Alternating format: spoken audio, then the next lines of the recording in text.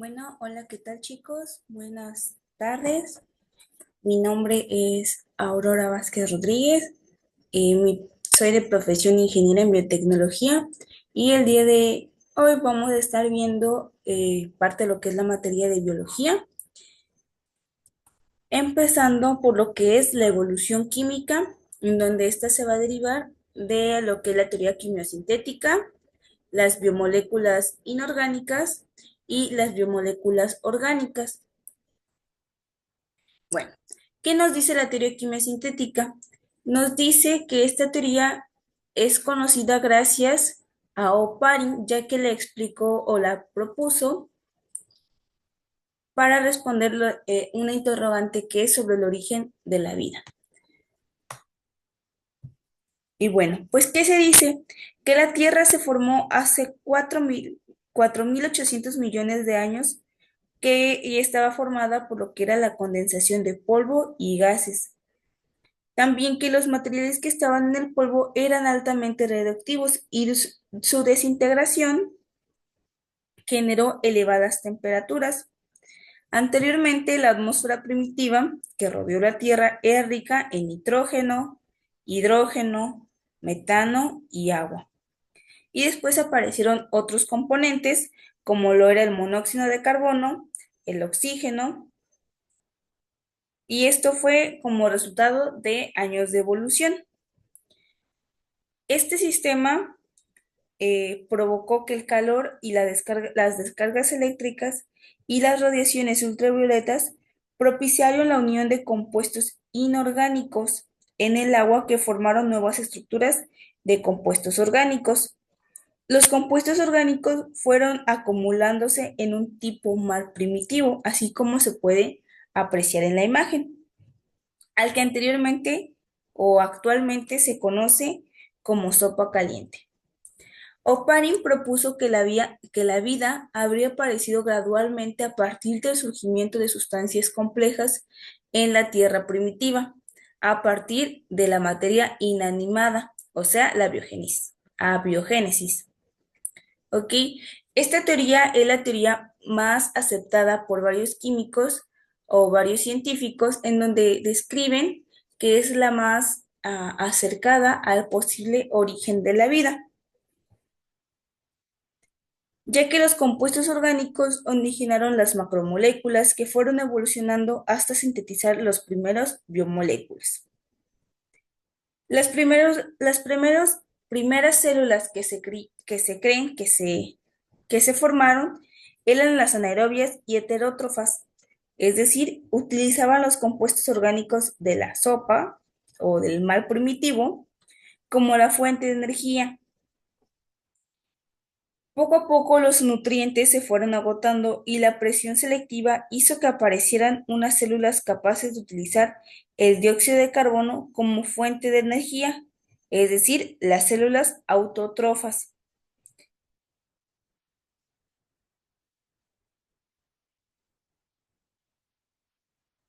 Después de que se generaron o que existieron las células autótrofas, aparecieron las células fotosintéticas, que estas fueron capaces de utilizar la energía lumínica procedente del sol.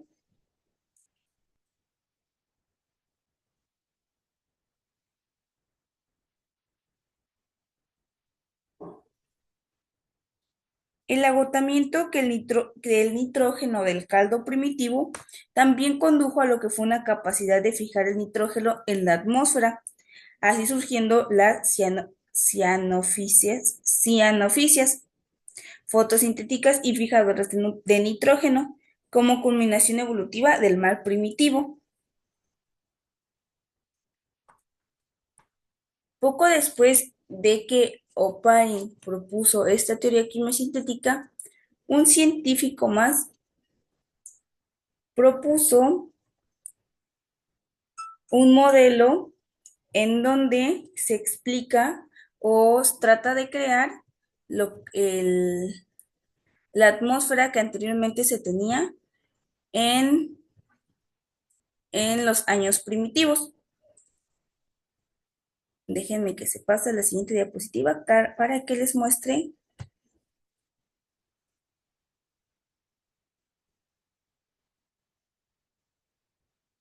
el diagrama.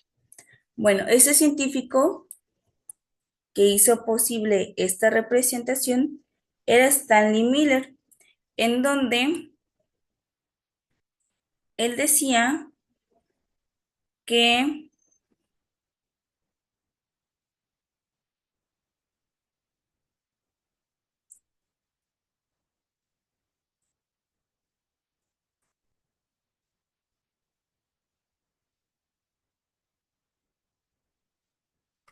aquí está, él decía que al calentar un recipiente de agua, este iba a producir vapor que va a producir vapor que era simulado la evaporización de los océanos de la Tierra primitiva.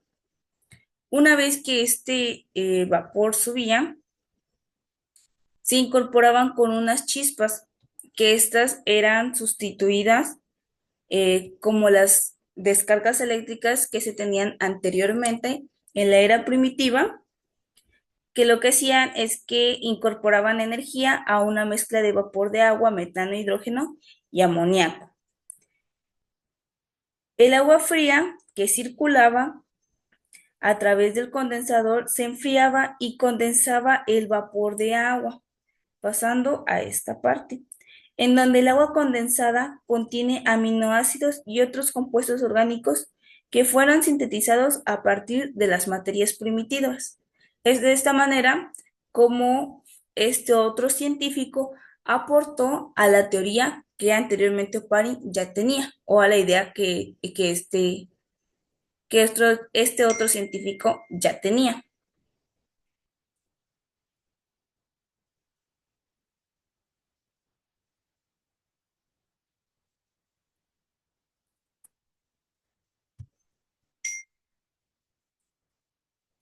Y con esto tenemos la aparición de las biomoléculas inorgánicas. ¿Qué son las biomoléculas inorgánicas? Estas se clasifican atendiendo a su composición. Normalmente las biomoléculas inorgánicas son las que no están formadas por cadenas de carbono y estas son esenciales para los organismos vivos. Estas están conformadas por lo que es el agua, por sales minerales, por oxígeno y dióxido de carbono, las cuales cumplen funciones importantes para las personas o seres humanos.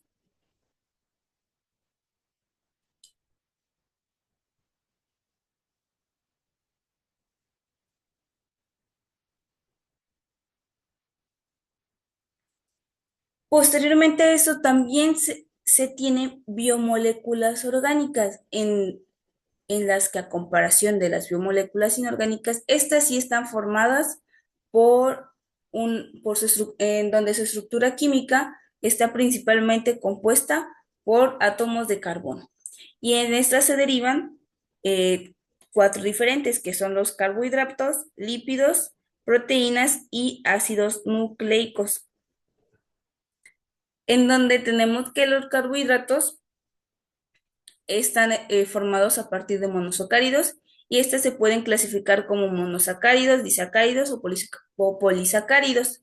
Y su función son estructural y de energía para las células. Los lípidos tenemos que son los ácidos grasos que se encuentran en los lípidos saponificables y están los principales tipos son las grasas neutras, fosfolípidos y esteroides, la cual cumplen una función muy importante desde proporcionar energía de manera estructural en cuanto a la membrana celular, y también estas nos dan señales químicas y son aislantes térmicos de las células con el ambiente exterior. Y tenemos las proteínas. Las proteínas están hechas a partir o formadas a partir de lo que son aminoácidos y esas tienen varios niveles de organización. Las proteínas pueden tener una estructura primaria, secundaria, terciaria, cuaternaria y su función va a variar dependiendo de esta. Tenemos que existen proteínas estructurales, tenemos que existen proteínas de defensa, de transporte, proteínas enzimáticas, proteínas que mandan señales químicas y proteínas también que nos generan energía. Aquí cabe destacar que todas las enzimas, hay una frase muy importante en donde dice que todas las enzimas son proteínas, pero no todas las proteínas son enzimas, ¿ok? Y por último, pero no menos importante, tenemos los ácidos nucleicos. Estos ácidos nucleicos están formados a partir de nucleótidos y existen dos tipos, en donde tenemos de ADN, tenemos, perdón, el ADN y el ARN. Estos,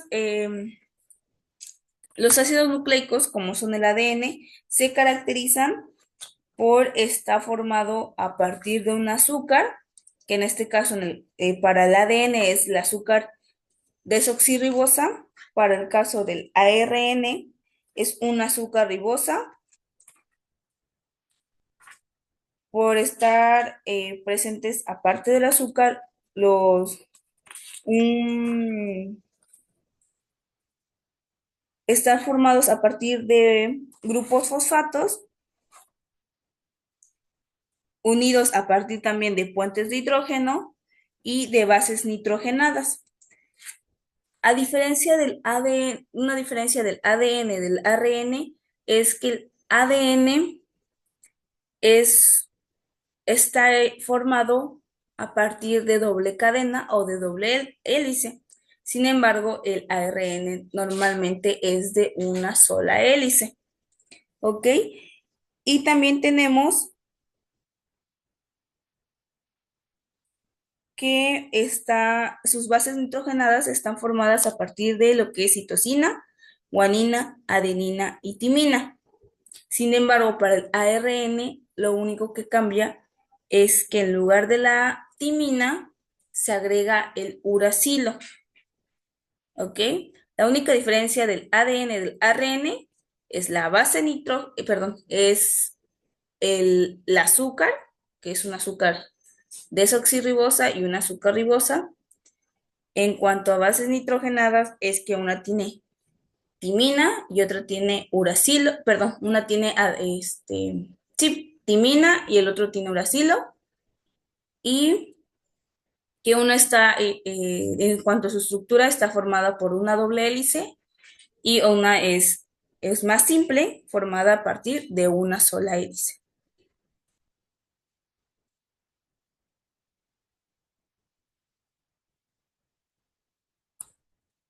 Cabe mencionar también que las moléculas orgánicas se encuentran presentes en el cuerpo humano o son sintetizadas por este. Sin embargo, en las moléculas inorgánicas, el cuerpo humano las tiene que consumir a través de los alimentos o de un medio exterior. Y bueno, como diferencias entre las moléculas inorgánicas y de las moléculas orgánicas, tenemos que en las inorgánicas las moléculas del ambiente son moléculas del ambiente que son muy necesarias para el organismo, son imprescindibles para la vida. Entre estas vamos a encontrar el agua, oxígeno, dióxido de carbono y sales, como anteriormente lo mencionamos. Y en las orgánicas son moléculas elaboradas por el organismo y son sintetizadas principalmente por los seres vivos y tienen una estructura con base en carbono. Una de las principales diferencias es que las inorgánicas no tienen base de carbono y las orgánicas sí. Y esto razona sobre la importancia de conocer las biomoléculas en el organismo. Tenemos los carbohidratos, lípidos, también aquí entran las vitaminas y las proteínas.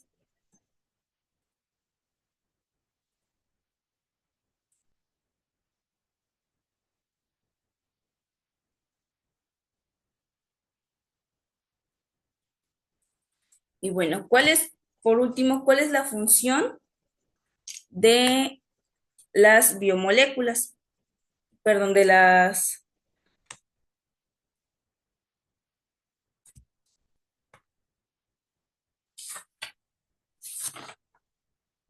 biomoléculas orgánicas.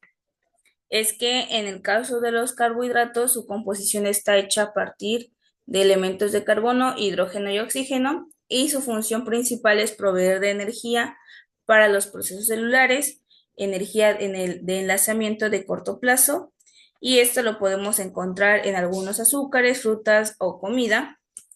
Los lípidos están hechos a partir principalmente de lo que son elementos de carbono, hidrógeno y oxígeno, y su principal función es que almacena grandes cantidades de energía a largo plazo. También los lípidos forman lo que es las membranas de las células, y estas principalmente se encuentran en lo que son las grasas, aceites, ceras, fosfolípidos. Y las proteínas están hechas de los elementos nuevamente carbono, hidrógeno, nitrógeno y sulfuro. Y esto ayuda a regular procesos celulares, también ayuda a construir estructuras en las paredes celulares y algunas sirven también como transporte de energía y, eh, y existen algunas proteínas que nos ayudan a enviar mensajes a otro tipo de células. En estas podemos encontrarlas en enzimas, en piel y en cabello. Y por último, los ácidos nucleicos, que estos están hechos de los elementos de carbono, hidrógeno, nitrógeno y fósforo. Y lleva la información hereditaria utilizado para las proteínas o para hacer proteínas. En este, pues, ¿en dónde lo encontramos? En el ADN y el ARN. Eso es donde se encuentra en el núcleo de la célula, principalmente en la célula eucariota, se encuentra en el núcleo y en algunos ribosomas.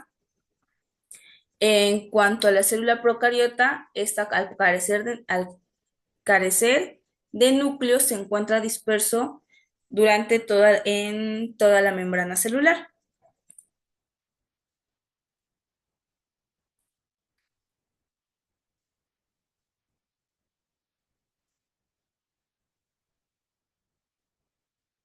Bueno, hasta aquí terminaríamos la primera parte o el primer tema, que es la evolución química. Y con esto pasamos al segundo tema, que es la evolución celular, en donde estaremos viendo células procariotas y eucariotas, así como los tipos de transporte celular, división celular, mitosis y meiosis.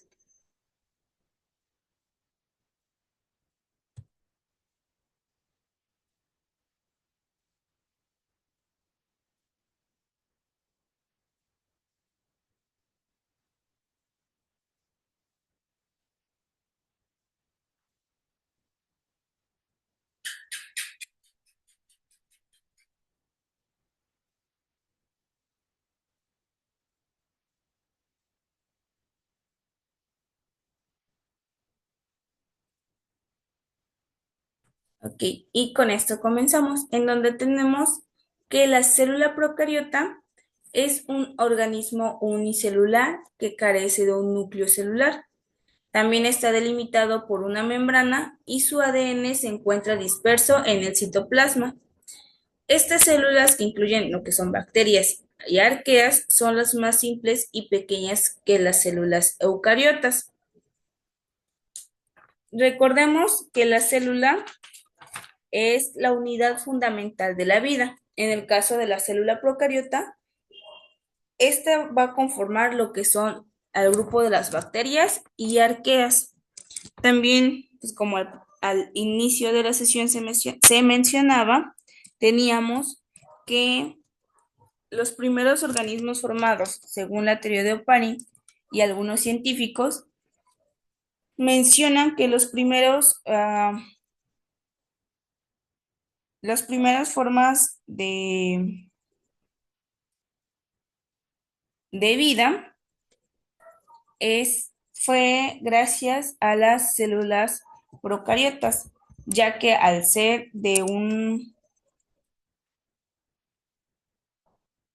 más simples y tener menos complejidad en cuanto a su división celular y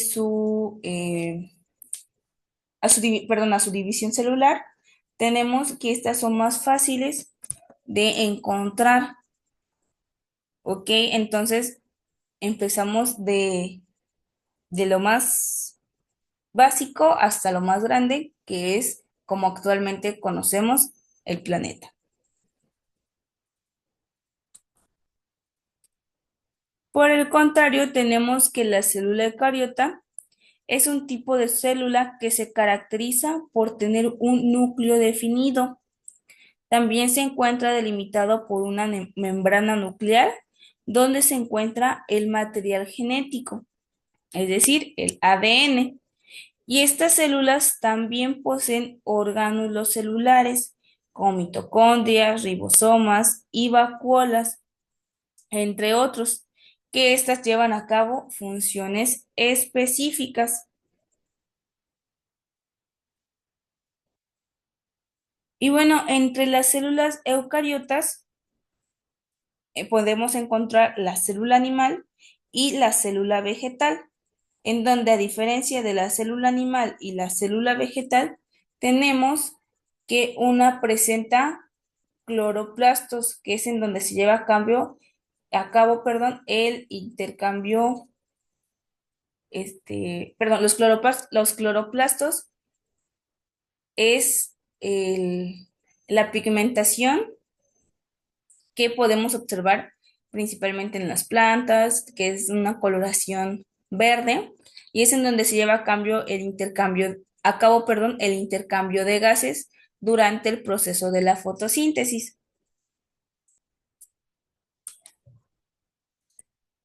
Y bueno, tenemos que poseen diferentes orgánulos celulares, entre lo que destacan las mitocondrias, los ribosomas, vacuolas, el núcleo, nucleolo, la membrana celular, entre otras, en donde cada una de ellas lleva a cabo una función específica. Por ejemplo, el núcleo contiene la mayor parte del ADN, por lo tanto regula las funciones y también se le considera el centro de control genético y de las actividades celulares, esta partecita que vemos aquí.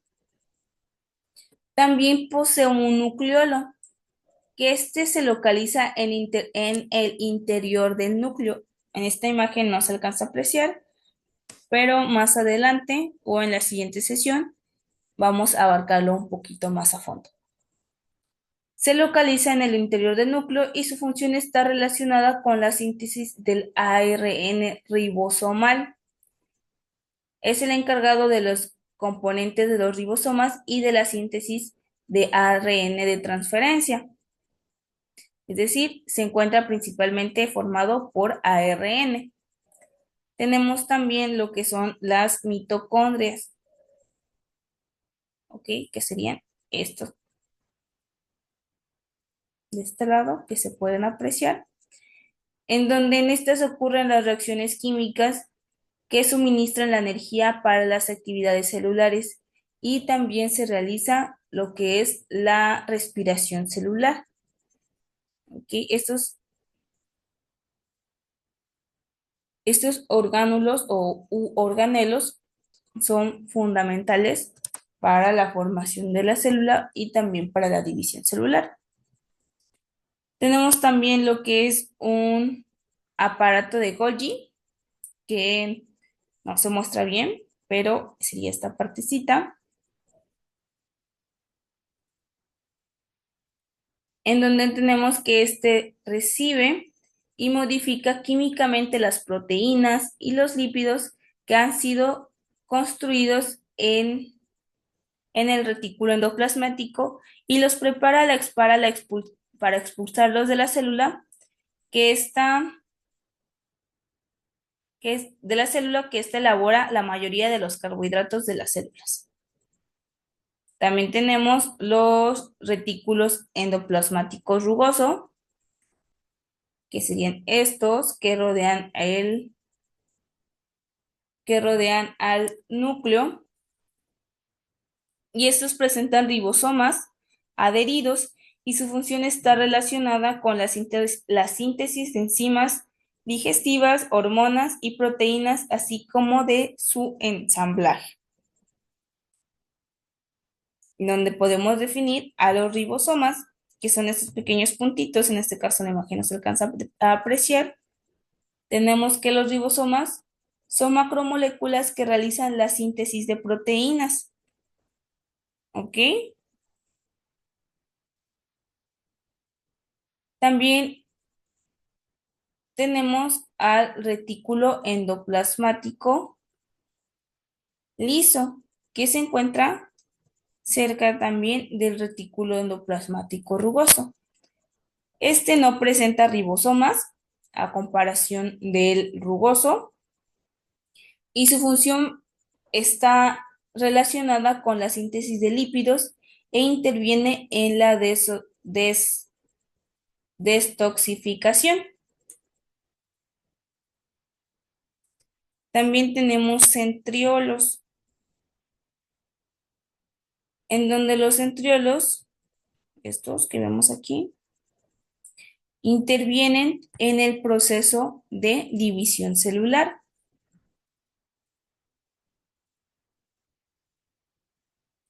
De ahí seguimos con las vacuolas,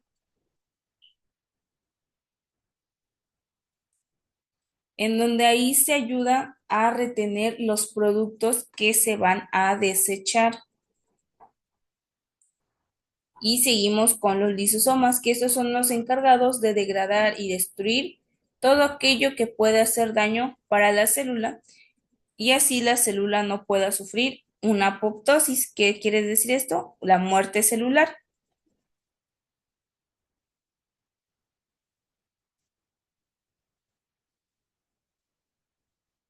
Y por último, pero no menos importante, tenemos a perdón, todavía nos faltan dos. Nos falta el citoplasma, que se encuentra suspendido dentro de los diferentes, suspendido, en él se encuentra suspendido, perdón, los diferentes organelos y estructuras celulares, es decir, todo lo que vemos de coloración rosita. Y en él tiene lugar la síntesis de proteínas y su degradación, así como el desarrollo de la mayoría de reacciones del metabolismo. Y por último, ahora sí, pero no menos importante, la membrana plasmática. En esta membrana plasmática va a regular el paso de sustancias que permite la interacción con otras células y esta va a captar los cambios en el exterior y ahí va a responder a ellos. ¿Ok?